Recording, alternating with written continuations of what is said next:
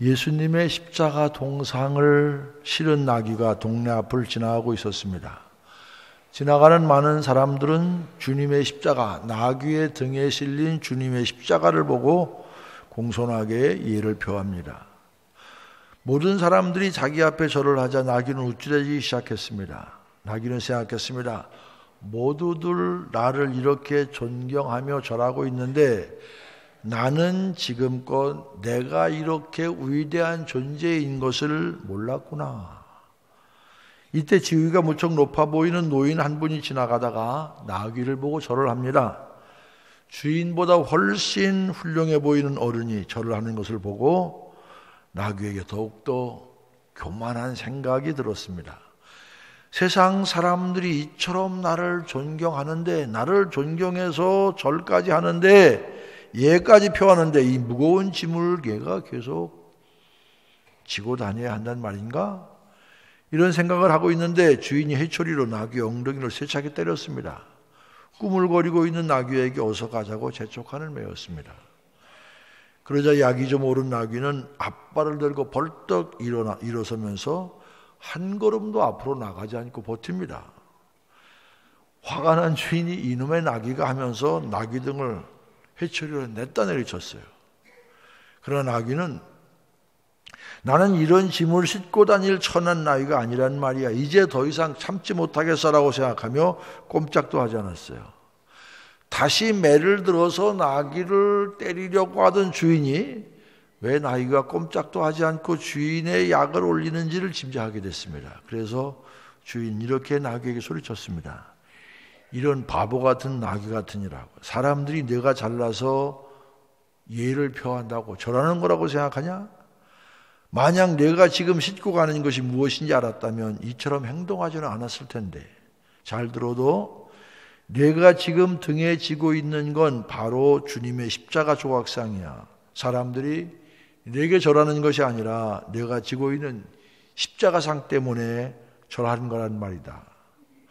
이렇게 주인에게 호된 야단을 맞은 후에야 나귀는 사람들이 자신에게 절을 했던 이유를 알게 되었습니다. 뭐 나귀가 무슨 생각을 했겠습니까? 말을 했겠습니까? 그렇다는 얘기죠. 왜 사람들은 이런 얘기를 만들었을까요? 왜 이런 얘기를 썼을까요? 나귀의 문제가 뭡니까? 자신이 지고 있던 십자가 때문에 존경받고 있었던 것인데 나귀는 자기 자신 때문에 사람들이 절을 한다고 착각했어요. 여러분, 이게 사실은 나귀의 문제입니까? 이런 문제가, 이런 착각과 잘못이 나귀의 문제입니까? 바로 우리 인간들의 문제입니다. 내가 짊어져야 하는 것은 주님의 십자가인데 그 십자가는 잊어버리고 세상의 영광, 세상 사람들로부터 존경받는 것만을 고대하고 살아갑니다. 하지만 오늘 본문 말씀은 그런 마음은 우리가 품고 살아야 할 마음이 아니라고 말씀합니다. 그렇다면 우리가 품어야 하는 마음은 무엇일까요? 오늘 본문은 우리가 품어야 하는 마음, 그것이 바로 그리스도의 마음이라고 말씀합니다. 말씀을 통해 주님이 원하시는 마음을 품을 수 있는 성도들 되시길 주님의 이름으로 축원합니다. 그럼 우리가 품어야 하는 그리스도의 마음은 어떤 마음이냐? 자기 자신을 버리는 마음입니다. 오늘 본문 말씀은 바울이 빌립보 교인들에게 쓴 편지입니다. 빌립보 지역은 유럽과 아시아를 연결하는 중요한 통로 중의 하나로서 마게도니아 지방에서 첫째 가는 성읍입니다. 그래서 사도행전 16장 12절에는 이렇게 증언합니다. 거기서 빌립보에 이르리니 이는 마게도니아 지방의 첫성이요 또 로마의 식민지라.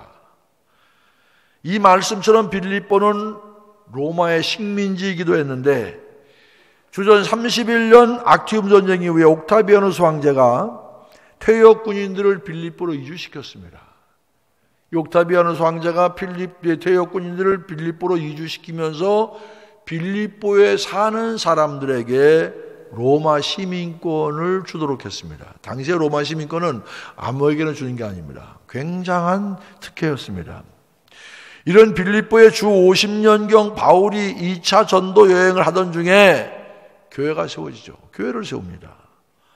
바울은 드로아에 있을 때 마게도니아를 향해 계속 나가라는 환상을 보게 되는데, 그 결과 빌립보는 바울이 복음을 전한 유럽의 최초의 도시가 됩니다. 특별히 빌립보 교회는 루디아 집에서 시작되었는데, 이후에 빌립보 교회 교인들은 힘든 가운데서도 바울이 어려울 때마다, 옥중에 있을 때, 또 어려움을 당할 때 물질로, 기도로, 사랑으로 많은 바울의 선교의 후원자가 됐습니다. 빌립보 교회가 좋은 교회입니까? 좋은 교회입니까? 하품만 하지 마시고, 좋은 교회요? 좋은 교회요? 좋은 교회입니다. 그런데요, 보세요. 좋은 교회도 문제가 있어요. 이 빌립보 교회 역시 문제가 있었습니다. 특별히 여러분, 그 당시 빌립보 교회가 요즘 우리 교회만처럼 이렇게 규모가 있는 교회는 아니었을 거예요. 그런데 이 빌립보 교회 안에 두 여인을 중심으로 분열이 있었습니다.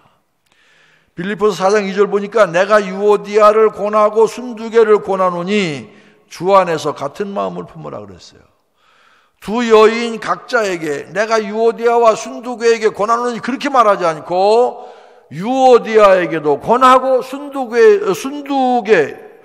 아니라 순두개에도 권했다 반복해서 말합니다.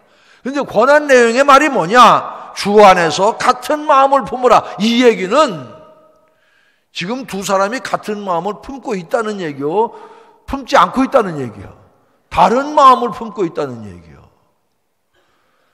세상에 처음 들어보는 얘기처럼 얼굴 표정을 하시네.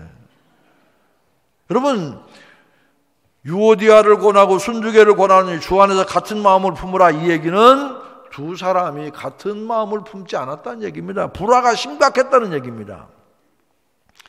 성경에서 자세히 알려주고 있지는 않지만 분명 유오디아와 순두개는 빌립보 교회에서 큰 역할을 감당하던 여인들이었을 것입니다. 아마 요즘 교회로 따지면 여선교회장이나 교구장 정도 역할을 감당하는 그런 인물이었을 거예요. 그런데 그 둘 관계가 틀어졌습니다. 교회에서 매번 만나는데 서로 말도 안 섞어요. 얼굴 보면 애면해요. 건수만 생기면 상대방을 험담하기 일쑤예요. 어느 교회가 그랬다고요? 빌립보 교회. 귀 있는 사람 들으세요. 우리 교회가 그렇다는 사람 그렇다는 얘기는 아니고요. 그런 사람은 꼭 어디서 만나느냐? 화장실 앞에서 만나. 피할 데도 없어. 같은 교회를 다니면서 뭔가 틀려서 말도 섞으려고 하지 않고 얼굴도 보려고 하지 않고. 그런데 이것이 두 사람만의 문제가 아닙니다. 주변에 관계된 사람들에게도 심각한 영향을 줍니다. 두 사람 사이가 나쁘니까 이 사람하고 얘기하면 이 사람 눈치가 보이고, 이 사람하고 얘기하면 누구 눈치가 보이고, 이 사람 눈치가 보이고. 둘만의 문제가 아니라 이 교회에 심각한 영향을 주고 있었어요.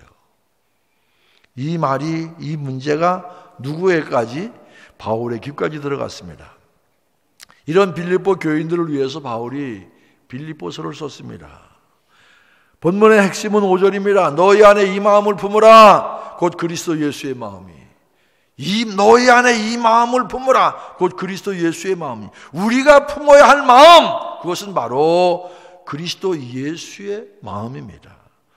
그리스도의 마음이란 무엇입니까? 자신의 모든 것을 버리고 십자가에 자신을 내어주는 마음입니다. 나를 주장하는 것이 아니라 나를 철저히 십자가에 못 박는 마음입니다. 계속해서 본문 6절, 7절, 8절에 그리스도께서 품으신 마음이 어떠한 마음인지 잘 설명하고 있습니다.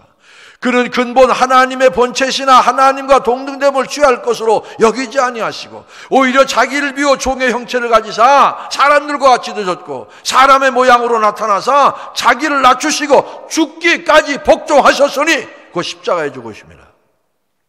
6절에 보니까 예수님은 하나님의 본체라고 그랬어요. 본체라는 게 뭡니까? 하나님의 본질과 속성과 성품을 그대로 다 가지고 있었어요. 누가? 예수님이. 그러니까 예수님 곧 하나님이에요.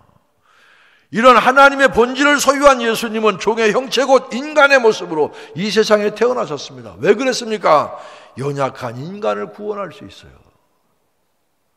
우리를 구원하시기 위해서 하나님과 똑같은 분이 연약한 인간의 몸을 입고 이 땅에 오셨어요. 하나님과 같은 자가 되기보다 하나님의 백성을 구원하는 쪽을 택하셨습니다. 그렇게 예수님은 죄인의 모습으로 오셔서 죄인만 지는 십자가에 달려 죽으심으로 바로 우리의 구원의 길을 열어 놓으셨습니다. 그러니까 예수님은 당신 생각한 것이 아니라 누구 생각했어요? 내 생각했어요. 우리 생각했어요. 우리의 구원을 위해. 아멘 좀 해요. 아멘은 언제 하려고?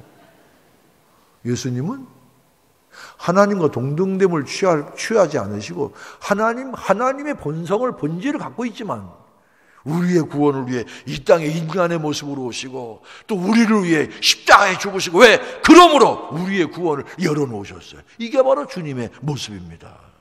주님의 마음은 누구에게 있어요? 우리의 구원을. 주님은 스스로를 위해 살지 않으셨습니다. 하나님과 동등됨을 취하려 하지 않으시고 오히려 자신의 구원해야 될 백성들만 바라보았습니다.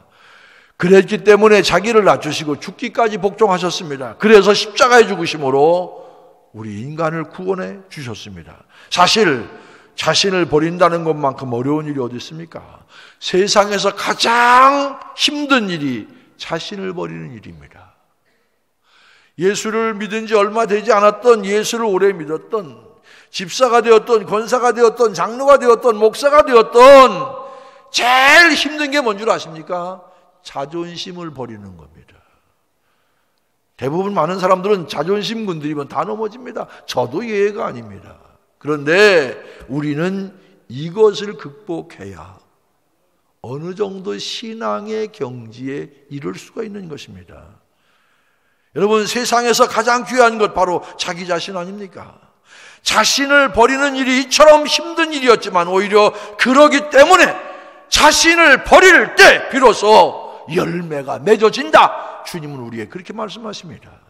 내가 진실로 너희에게 이르노니 한 알의 밀이 땅에 떨어져 죽지 아니하면 한 알 그대로 있고 죽으면 많은 열매를 맺느니라. 내가 땅에 떨어져 죽지 않으니까 열매가 없는 것 아닙니까? 내가 죽어야 하는데 죽지 못하니까 오히려 문제가 생기는 것 아닙니까? 주님의 마음을 품는 여러분 되시기를 바랍니다. 나를 지키려는 마음, 나의 이익을 구하려는 마음 모두 내려놓으시기 바랍니다. 내가 남보다 더 많은 이익을 얻으려고 할 때 나로 인해서 피눈물 흘리는 사람이 있을 수 있다는 것 생각하셔야 됩니다. 내가 대접받아야 하고 내가 인정받아야 한다는 마음, 이거 내려놓고 살아야 돼요. 적어도 믿음의 공동체 속에서는. 여러분, 대접받지 못하고 인정받지 못하면 좀 어떻습니까?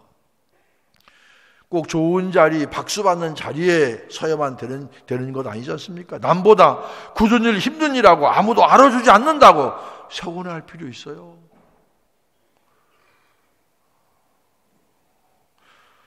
제가 30년 목회하면서 모르겠어요. 제가 몇 번 여러분들에게서 설교할 기회가 있을지 모르겠지만 요즘엔 제가 아주 세상 말로 작심하고 하는 얘기입니다. 우리 성도들 신앙생활 바꿔야 돼요. 제가 어떤 때 섭섭한 줄 아세요? 열심히 잘했어요. 그런데 잘한 거 좀 인정해 주지 않았다고, 등 두드려 주지 않았다고. 좋게 말하면 시험 받고, 나쁘게 얘기하면 삐지고 토라지고. 지금 막말 좀 합시다. 나도 강단에서. 삐지긴 왜 삐져? 토라지긴 왜 토라져? 아니, 그렇게 열심히 잘했으면 주님 아시고 주님이 때가 되면 갚아주실 텐데 그걸 못 참아가지고 알아주네 몰라주네 이러면 되겠습니까? 이러면 큰 신앙의 그릇이 안 되는 거예요. 여러분, 신앙의 그릇은 때로는요 좀 찢어서 키워야 돼. 찢는 아픔이 있지만 그러나 신앙에는 큰 그릇을, 큰 신앙을 가져야죠. 그저 내가 한 수고와 땀으로 인해 누군가 조금 더 혜택을 누린다면 그것만으로 기쁨이 될 수 있어요. 이게 바로 신앙의 참다운 모습 아니겠습니까? 우리가 참으로 그리스도의 마음을 품을 수 있다면 서운할 일도 섭섭할 일도 없을 거예요. 주님께서 우리의 구원을 위해서 모든 것 내려놓으시고 인간의 몸을 입으시고 십자가에 달려 죽으셨는데 그 놀라운 의지를 입은 우리가 뭐 할 말이 있겠습니까? 감사해야죠. 아멘 해야죠. 감사해야죠. 고마워해야죠. 이게 바로 성숙한 신앙 공동체의 일원이 품어야 될 마음. 참으로 그리스도의 마음을 품고 사시기를 바랍니다. 그리스도처럼 자신을 십자가에 못 박을 수 있는 여러분 되시기를 바랍니다. 내가 죽을 때 오히려 더 많은 생명의 열매가 맺어질 수 있음을 깨닫고 묵묵히 주님을 따르는 성도들 되시길 주님의 이름으로 축원합니다. 또 하나 우리가 품어야 하는 그리스도의 마음은 겸손하게 남을 돌보는 마음입니다. 겸손하게 남을 돌보는 마음. 자, 2절 같이 한번 읽겠습니다. 2절. 우리 마음을 같이하여 같은 사랑을 가지고 뜻을 합하여 한 마음을 품어. 3절. 아무 일에든지 다툼이나 허용으로 하지 말고 오직 겸손한 마음으로 각각 자기보다 남을 낮게 여기고. 4절. 각각 자기의 일을 돌볼 뿐더러 또한 각각 다른 사람들의 일을 돌보아 나의 기쁨을 충만하게 하라. 아무 일에든지 다툼이나 허용으로 하지 말고 오직 겸손한 마음으로 각각 자기보다 남을 낮게 여기고, 자기보다 남을 낮게 여기고. 참 어려운 말씀인데 정말 이건 우리 신앙생활하면서 평생 우리가 품어야 될 마음이에요. 겸손한 마음을 품고 남을 돌보라 그런 얘기예요. 그런데 우리가 왜 겸손하게 되지 못합니까? 교만 때문에 교만. 인간은 기본적으로 교만하고 싶은 생각이 있어요. 그런데 하나님은 그렇게 말씀하지 않습니다. 교만은 패망의 선봉이고 거만한 마음은 넘어짐의 앞잡이라고 그랬습니다. 여러분, 교만한 자는 은혜를 받지 못합니다. 그러니까 성경에서 제일 경계하는 마음이 교만입니다. 우리는 교만하지 않다고 생각하지만 글쎄요, 그건 우리 생각일지 모르죠. 하나님께서 교만한 마음을 기뻐하지 않으십니다. 교만한 마음으로 주님 앞에 온전히 설 수 없고 교만한 마음을 가지면 넘어질 수밖에 없어요. 그런데 가끔 교인들 중에 주차 안내위원들을 무슨 종업원 대하든 오래된 얘기입니다만 안내하라고 이렇게 좀 하라고 그랬더니 기분 나쁘다고 차를 쉥 타고 그냥 가더래요. 그러면서 나한테 걱정스럽게 목사님 제가요 권면했더니요 기분 나쁘고 그냥 가고 오늘 하루 종일 가슴이 내가 좀 쓰려요. 그래서 절대 가슴 쓰리지 마. 잘 갔다. 아니 뭘 좀 안내하면 좀 따르면 안 됩니까? 아랫사람입니까? 종업원입니까? 종업원도 그렇게 하면 안 되죠. 섬기는 마음, 헌신의 마음으로 주차를 돕는 안내위원들 그래서 되겠습니까? 그래서 아무 일에든지 다툼이나 허용으로 하지 말고 오직 겸손한 마음으로 자기보다 남을 낮게 여기라 그랬지 않습니까? 자기보다 남을 낮게 여기라. 왜 부부싸매요? 왜 부부싸매요? 자기보다 남을 낮게 여기는 사람 부부싸움 안 해요. 혹시 부부랑 같이 온 사람들 옆 사람하고 오늘 성경이 있는 대로 한번 얘기해 봅시다. 당신은 나보다 나은 분입니다. 한번 인사 한번 해보세요. 아니 부부 아니더라도 옆 사람한테 그렇게 인사하세요. 마음이 없어도 인사하세요. 그죠? 웃으면서 하세요. 당신은 나보다 나은 사람입니다. 당신은 나보다 나은. 왜 성경이 그랬죠? 자기보다 남을 낮게 여기라고 그랬잖아요. 그러면은 싸움할 일이 없어요. 그러면은 갈등할 일이 없어요. 이게 바로 신앙 공동체가 가져야 될 일이에요. 빌립보 교회가 훌륭했지만 같은 마음을 품지 않고 서로 잘난 척하니까 교회가 분란이 일어나요. 그런 교회를 향해 주님 바울은 권면합니다. 같은 마음을 품고 그리고 자기보다 남을 낮게 여기라. 그러면서 겸손하게 남을 돌보는 마음을 가져라 그런 얘기입니다. 안내위원은 안내위원대로 일반 성도들을 공손하게 안내할 필요가 있고 일반 성도들은 역시 그들을 존중하는 마음으로 안내에 따라주면 어떻습니까? 저는 여기 앞에 앉으면요 다 저 끝에 누가 앉았는지 얼굴까지 다 식별해요. 그리고 대충 여러분들이 앉는 내가 이제 내가 비밀을 공개하는데 왔는지 안 왔는지 대충 알아요, 제가. 왜 하는 줄 아세요? 여러분들이 매일 같은 자리에 앉아. 그러니까 나는 그걸 알아. 30년 봐왔으니까. 우리 부목사님은 뒤통수를 보니까 모르잖아. 난 앞을 보니까 알잖아요. 그런데요, 어떤 때 보면 여기 가 좀 앉으라고 그러면 앉아주면 어때? 여러분, 앉으라고 권면하는 사람이 절대 얼굴 찡그리고 권면하지 않아요. 뭐라고 교육받는 줄 아십니까? 웃으면서 부드러운, 그러나 거역하지 못하는 카리스마 있게 부드럽게. 그럼 물론 자기 아는 사람 또는 가족이 있는데 같이 앉기 위해서 하는 건 괜찮아요. 그래도요, 조금 마음에 안 들어도 안내하면 안내하는 사람에 따르세요. 장로님 예배 3번 보시더니 함장로님 가셨네. 김건모에 뭐라고요? 뭘 바꿔놓고 생각해 보라고요? 입장 바꿔놓고 생각해 봐. 앞으로 안내위원은 말 잘 안 듣는 사람 골라서 시켜야 돼. 안내. 입장 바꿔놓고 생각해 봐. 여러분, 조그만 건데요, 조그만 것 때문에 기분 나쁘고 조그만 것 때문에 공동체의 건강성이 해쳐지는 거예요. 제가 이런 자질구레한 얘기까지 해야 되겠습니까? 이건 주차만의 문제가 아닙니다. 우리 살아가는 모든 영역 안에서 동일하게 실천해야 될 원리입니다. 요즘 갑질 논란이 문제가 되고 있는 기업이 있지 않습니까? 높은 위치에 있는 이들이 행포를 부리면서 자신이 무슨 대단한 존재라도 되는 양 남을 업신여기는 태도가 문제가 된 것 아닙니까? 이런 태도 하나님이 결코 기뻐하시지 않습니다. 성도 여러분, 겸손하십시오. 남을 돌아보십시오. 남을 좀 낮게 여기십시오. 남을. 아무 일에든지 다툼이나 허용으로 하지 말고 오직 겸손한 마음으로 각각 자기보다 남을 낮게 여기는 것, 이게 바로 기독교인이 가져야 될, 정말 어렵지만 정말 우리가 가져야 될 마음입니다. 물론 겸손하라고 해서 비굴하라는 얘기 아닙니다. 비굴이란 힘 있는 자에게 아부하듯이 남에게 굽히는 태도입니다. 비굴은 결코 겸손이 아닙니다. 겸손이란 오히려 상대방의 위치나 지위에 상관없이 낮아지는 자세입니다. 상대방을 섬기기 위해 자신을 버리는 태도입니다. 그러기에 참으로 겸손한 사람을 결국 주님께서 마지막에 높여주실 줄로 믿습니다. 자기보다 남을 낮게 여기고, 여러분, 자기보다 남을 낮게 여기는 그런 공동체에는 문제가 생길 수가 없어요. 그런 가정에 문제 생길 수 없어요. 왜 싸움합니까? 내가 잘났으니까 싸움하는 거 아니에요. 어떤 경우라도 아닙니다. 참 어렵지만요, 그러나 우리가 평생 마음에 두고 살아야 될 말씀입니다. 자기보다 남을 낮게 여기고,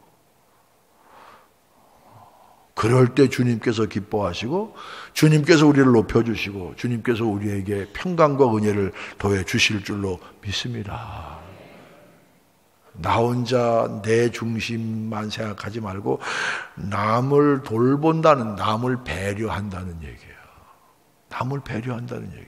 주차 하나를 해도 뭐 옆으로 빠져나가면 되겠네, 그렇게 생각하고 아무 때나 주차하지 마시고 다음 사람이 가기에 불편하지 않도록 주차도 좀 잘하는 것, 이게 배려 아닙니까? 이게 남을 돌보는 거 아니에요. 뭐 대단하게 돌보는 겁니까?